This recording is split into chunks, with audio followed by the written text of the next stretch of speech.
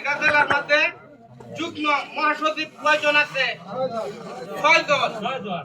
6 জনের মধ্যে আমরা নেতা হইছে একজন। সারা বাংলাদেশের মধ্যে আছে কয়জন? 5 জন।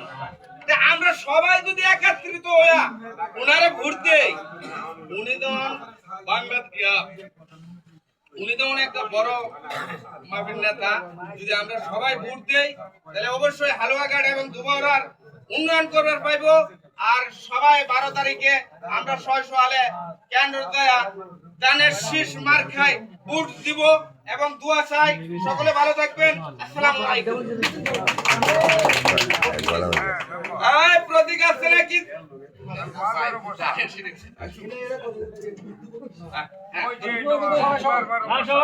এই ভোট দিব কিসে? দানের শীষে।